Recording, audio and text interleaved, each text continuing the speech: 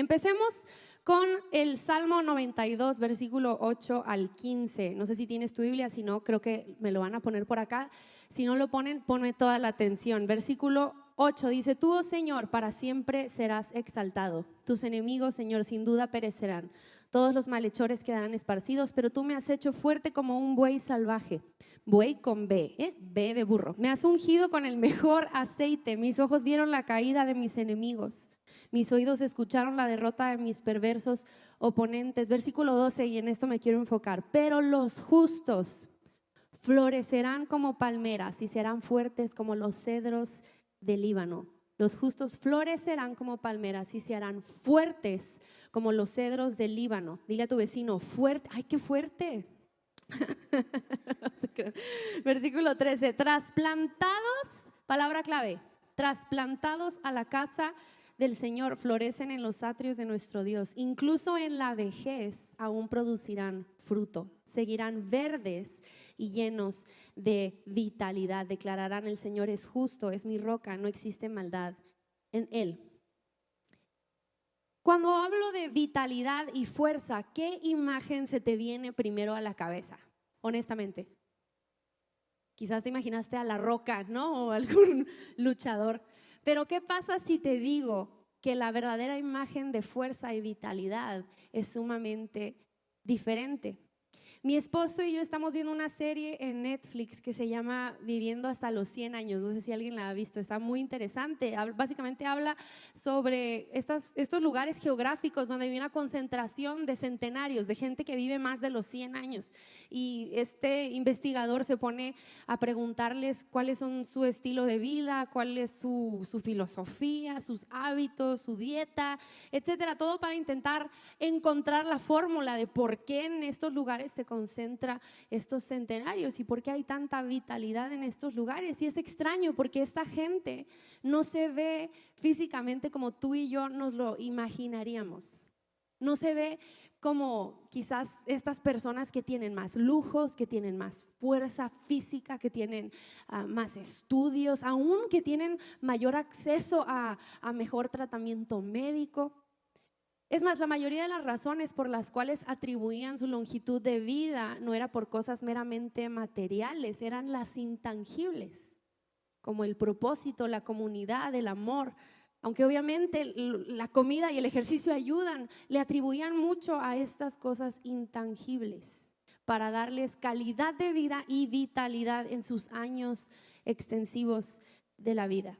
Y me intrigó porque yo soy sumamente curiosa con el tema de la salud. No hago mucho por como que mejorar mi salud, la verdad. Yo creo que no he hecho ejercicio como en 3 años.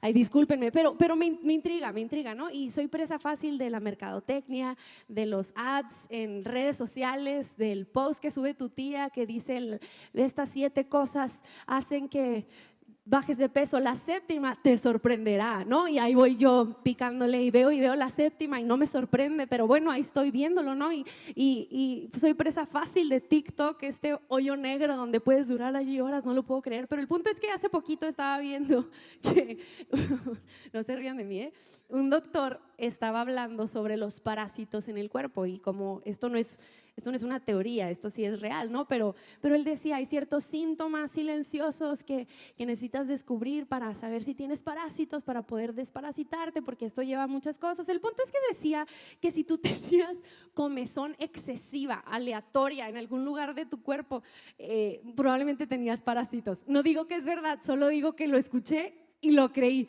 Y algunos, mira, ya están así rascándose. Pero pues ahí me ves, tengo parásitos, amor, tengo que desparasitarme. Compré como 5 bolsas de ajos crudos ahí y me ves pelándolos y guardándolos en unos frascos con miel, que porque eso ayudaba. Y luego apesté mi casa, olía horrible porque estaba fermentando ajo. Y una vez llega mi marido y dice: ¿a qué huele? Estaba desesperado. Le digo: no te enojes, tengo 20 frascos de ajo con miel en la alacena fermentándose porque tengo parásitos y me voy a desparasitar de una manera natural. El punto es que nos podemos llegar a obsesionar un poquito con esto y la verdad es que mi estómago todavía tiene secuelas de esta desparasitada. La carretera acá sufrí un poquito, no les voy a mentir, estoy siendo honesta con ustedes, pero bueno. El punto es que nos podemos obsesionar con vitalidad y con largura de días y qué bendición sería eso. Pero si te soy muy honesta, al ver este documental me hacía la siguiente pregunta o me hacía la siguiente reflexión. Dios, yo no solo quiero tener largura de días o llegar a los 100 años. Si te soy muy honesta, porque yo no vine aquí a entretenerte 20 minutos, que ya me quedan 17. Mi temor más grande no es necesariamente el no tener una vida larga, es que yo deje de creer en Dios a una edad corta o que no termine bien mi vida. Mi sueño, más que llegar a vivir a los 100 años, en realidad es seguir amando a Dios a los 100 años. Porque creo que lo único que se debilita más rápido que nuestro cuerpo terrenal es nuestra fe. Muchas veces, si somos honestos, nos esmeramos en estar saludables en nuestro cuerpo físico, a veces ni siquiera en eso, pero ¿cómo está nuestro espíritu? Sabes, en la psicología hay una teoría que no es nada nuevo, de hecho se basa en un versículo de la Biblia que luego ellos tomaron y desmenuzaron para explicar cómo la vida se divide en dos partes, cuando eres joven y cuando eres viejo. Y es muy interesante y quise compartirla con ustedes. Porque es extraño cómo la primera mitad de tu vida pasas sintiéndote demasiado joven para hacer X o Y cosa. Y luego llega un momento, de un momento a otro, sin previo aviso, y te empiezas a sentir ahora demasiado viejo para hacer X o Y cosa. ¿Cuándo fue el punto perfecto, no? Para hacerlo. Muy joven, muy viejo, pero bueno. Se basa en el versículo en Juan capítulo 21 que dice, cuando eras joven, ese es Juan hablando acerca de Pedro. Bueno, esas son las palabras de Jesús.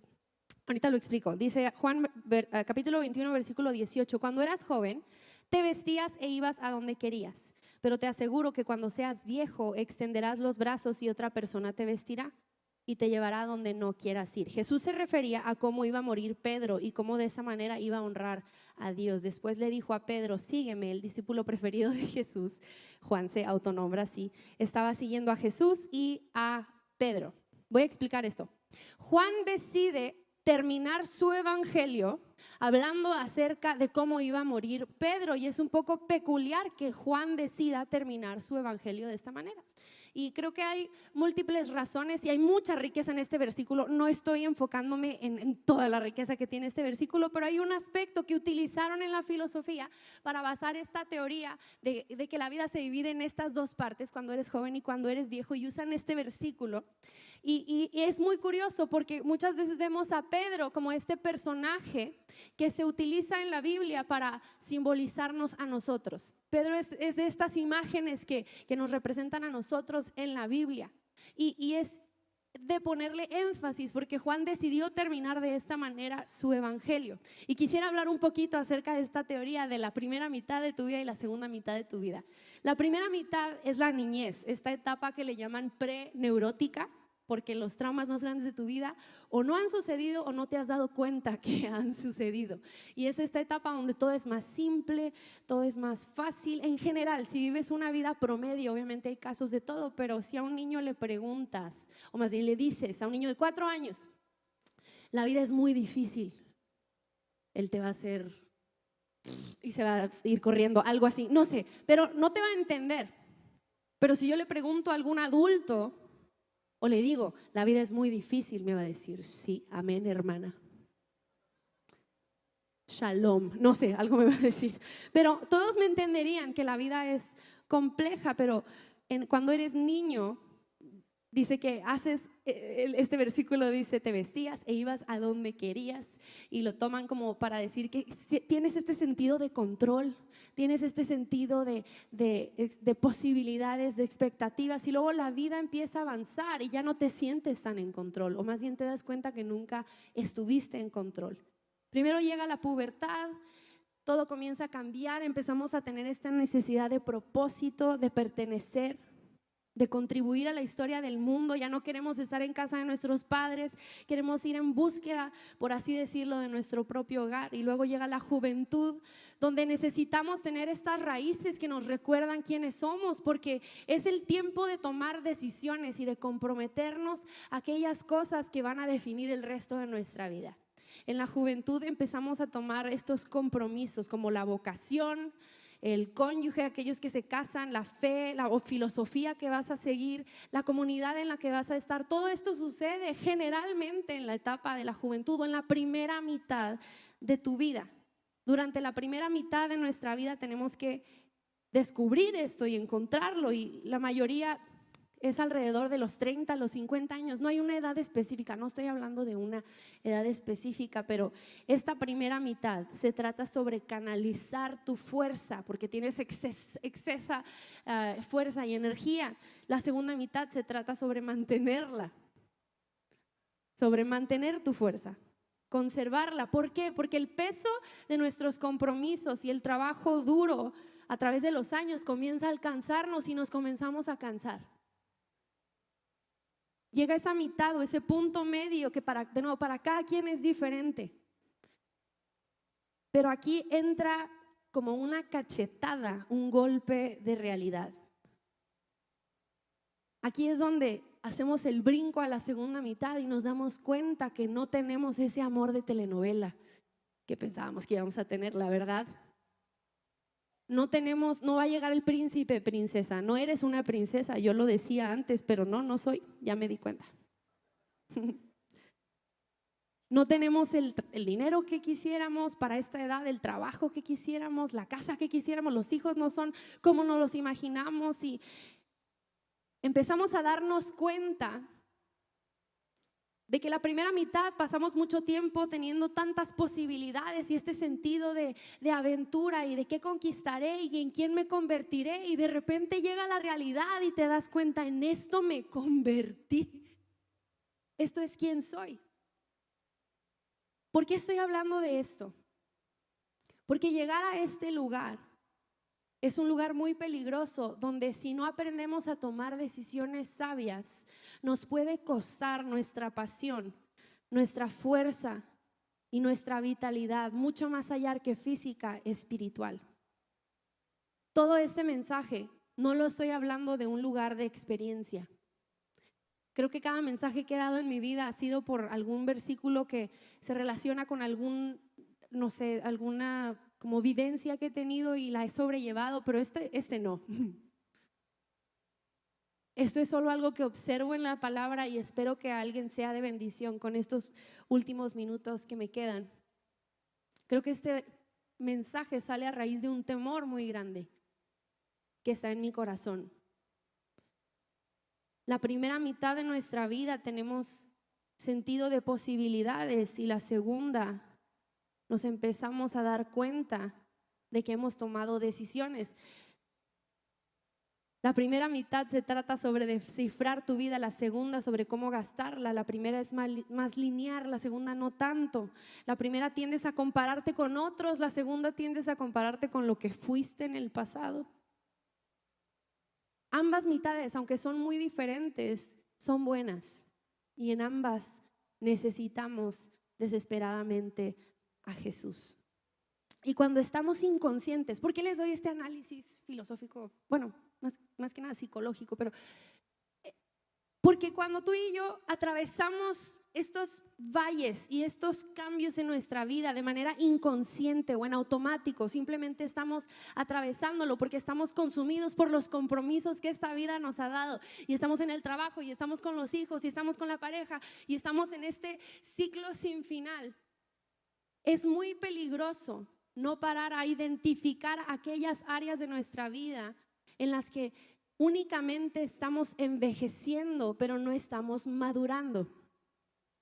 Porque me gustaría proponer que envejecer o simplemente crecer, el pasar de los años, no es lo mismo que madurar. Y yo me di cuenta de la manera más extraña en estos últimos 2 años, que por mucho tiempo he estado creciendo, mas no he estado madurando. Hace 2 años comenzamos un proceso, yo sin saberlo, ¿no? que me costaría muchísimo recuperarme. Y si te soy muy honesta, me siento como que ya veo la luz al final del túnel, pero todavía no salgo.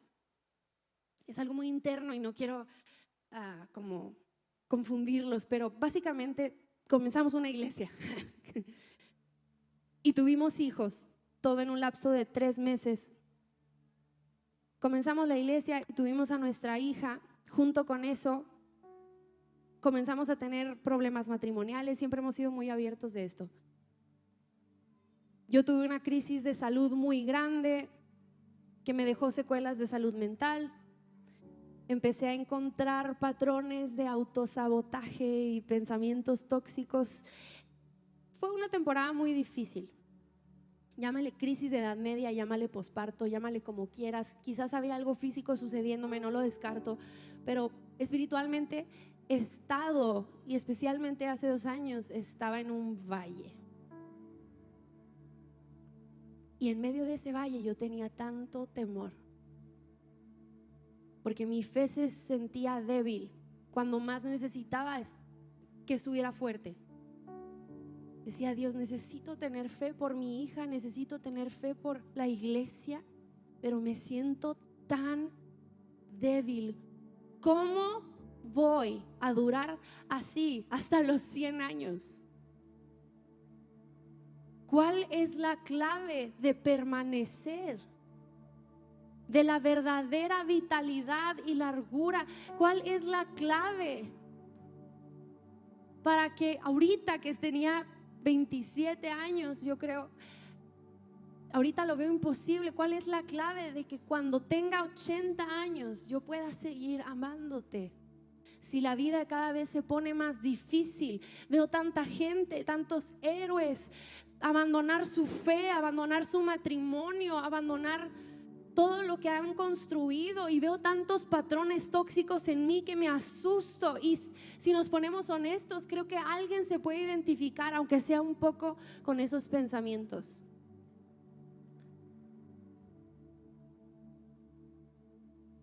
¿Cuál es la clave de la longitud, de la vitalidad espiritual duradera, de dar fruto en la segunda mitad de tu vida? Porque si me preguntas cuál es la imagen de fuerza y vitalidad, eso no se ve en la primera, eso se ve en la segunda. Voy a decir 4 cosas en 5 minutos y terminamos. El primero es muy obvio, pero crecer y madurar. Dice el versículo 12, los justos florecerán como palmeras. Florecerán. La voluntad de Dios es que en su gracia crezcas.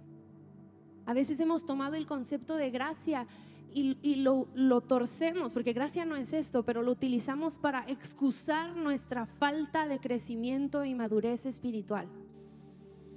Y no, la gracia, nunca te gradúas de la gracia, todo es por gracia, pero Dios sí nos llama a crecer en su gracia. Una madurez que nos lleva a crecer. Quizás tú llevas aquí años, pero sigues chismeando como una niña de secundaria en el baño, porque ahí están los buenos chismes, ¿verdad? Quizás seguimos con rencor. Quizás seguimos con problemas contra la iglesia. No diferencias, eso todos, pero problemas en tu corazón. Quizás hay áreas de tu vida que no han crecido porque vivimos en una sociedad que conspira para robarnos de madurar, que idolatra la juventud. Pero ¿será que esto de la cirugía plástica y no tener estrías y no tener arrugas, que qué padre no tenerlo, yo no tengo nada en contra de eso, pero ¿será que esto refleja un poquito cómo a veces nos aferramos a esta primera mitad de la vida? Nos resistimos a crecer, aun si ya somos adultos, y caemos en estos ciclos y muletas para avanzar. John Mark Comer le llama la muerte de la luna espiritual, la luna de miel espiritual. La muerte de la luna de miel espiritual, a este golpe de realidad que a veces enfrentamos. Ese momento donde te casas como una luna de miel tal cual y despiertas un día y dices: ¡Ah! Me casé con Pancho, con este hombre común y corriente, con esta mujer común y corriente, y como una luna de miel que pasa en un matrimonio natural, muchas veces en nuestro espíritu sucede también. Y dices: es que ya no es el hombre con el que me casé. Mi hijita, nunca lo fue. Es que ya no es la iglesia como antes. Estás idealizando. Siempre hemos estado rotos, siempre hemos necesitado de un Salvador, siempre hemos necesitado de que cada uno de nosotros asumamos nuestra identidad como iglesia y como hijos de Dios para construir algo juntos, imperfecto, pero hecho hermoso con la sangre de Cristo Jesús. Ya voy a terminar. La muerte de la ilusión nos puede dar la invitación a la realidad y al compromiso. Punto número 2, ya me voy a ir bien rápido, lo prometo. Número 2, compromiso. Ahí voy. Compromiso. A lo largo de nuestro caminar llega el momento de aceptar nuestros limitantes.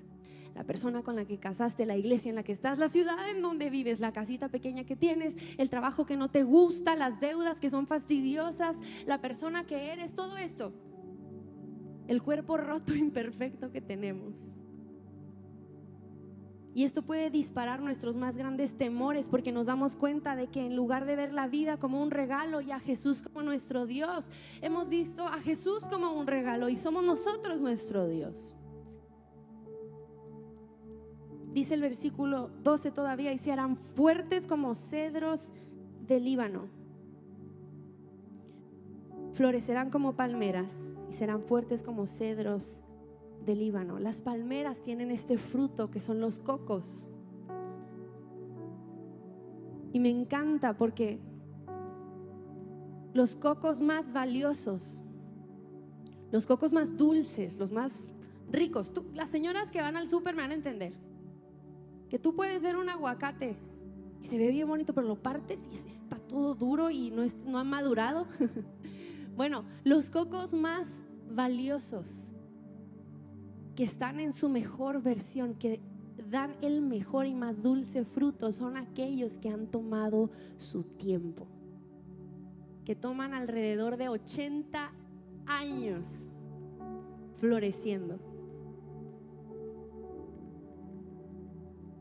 Pero solo el compromiso, aquí está la clave, esto es como lo principal. Solo el compromiso es lo que nos va a permitir crecer. El compromiso por años se ha infravalorado porque se ha visto como el opuesto a la felicidad, al yo.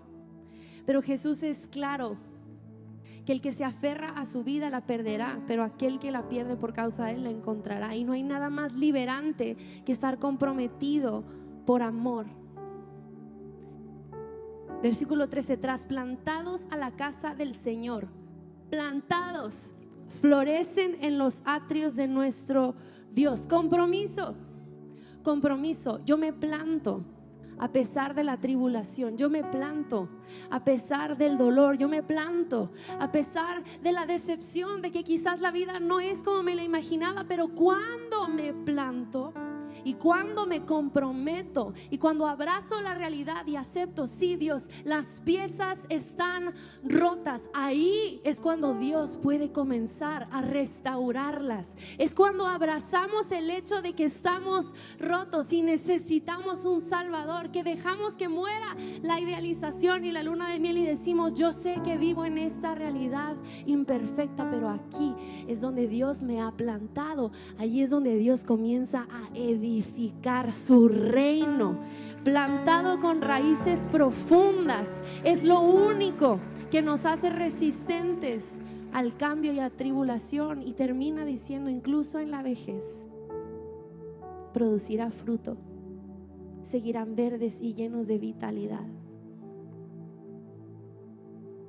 plantados en la casa del Señor, plantados en su amor, plantados con la gente que nos rodea, plantados con las personas que escogiste, plantado en la iglesia en la que estás, plantados. Yo tengo un arbolito en mi casa que compramos y lo íbamos a plantar, pero tardamos mucho en plantarlo. Nos tomó como una semana en que alguien llegara a poder plantarlo, porque ni mi esposo ni yo sabíamos plantarlo. Era un árbol grande y le dio un golpe de calor, y por tardar tanto murió, o así parecía. De todas formas decidimos plantarlo y lo hemos regado por días y no pasaba nada. Pero hace poco hubo una tormenta y le digo a mi esposo, ve. Justo después de la tormenta empezó a brotar un pequeño nuevo fruto, y todavía se ve bastante acabado mi arbolito, se ve muy triste, pero aquellos árboles que están plantados son aquellos que perseveran y que pueden atravesar cualquier tipo de tribulación. La verdad, ya no quiero tardar más tiempo, pero si me preguntas a mí, ¿cuál es la verdadera imagen de vitalidad y fuerza? Yo no me imagino a un joven o a un niño muy ejercitado, muy estudiado. Me hubiera encantado que estuvieran aquí porque este era mi plan, pero cuando yo pienso en una imagen de fuerza y vitalidad, yo pienso en mis abuelos, en alguien que sigue de pie y sigue amando al Señor.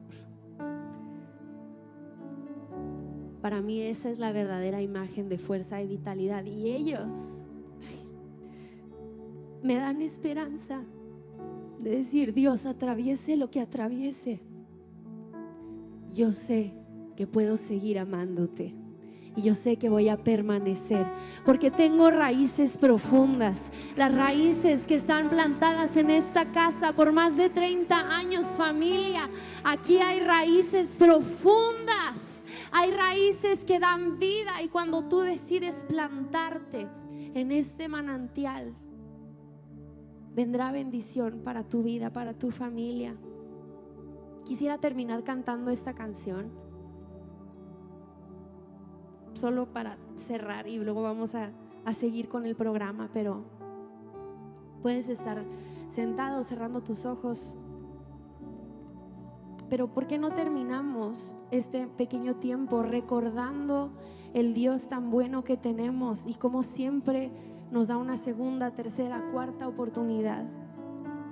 Cómo Él ha estado presente en las diferentes áreas y momentos de nuestra vida, y cómo Él nos ha mantenido fuertes. Y si gustas, ahí en este tiempo, tú recuérdale que estás plantado en su amor, plantado en su casa, para dar fruto en cada temporada de nuestra vida. Dios, yo confío en ti. Yo te recuerdo y me recuerdo a mí mismo, le recuerdo a mis circunstancias, a quién le pertenezco y en quién deposito mi confianza, en quién descansa mi alma. Vamos a cantarlo ahí donde estás. Tu fidelidad es grande,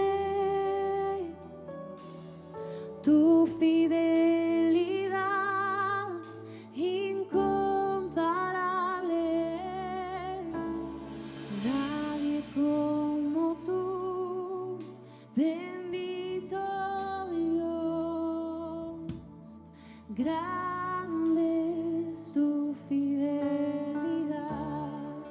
Vamos una vez más, cántale a Él. Tu fidelidad es grande, tu fidelidad incomparable. Nadie como tú, bendito Dios.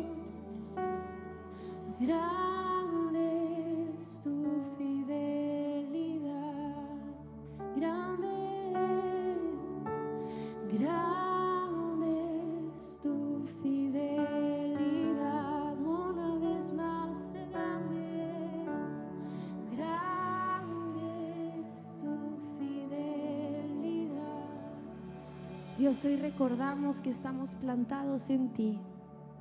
Tú eres nuestro fundamento, tú eres nuestro constante, Dios, y tú nos has prometido vida eterna gracias a Jesucristo.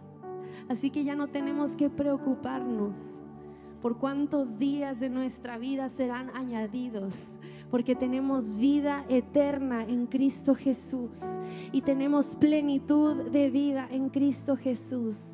Y por eso te damos gracias en el nombre de Cristo Jesús. Y todos decimos amén, amén. Dale un fuerte aplauso a Jesús.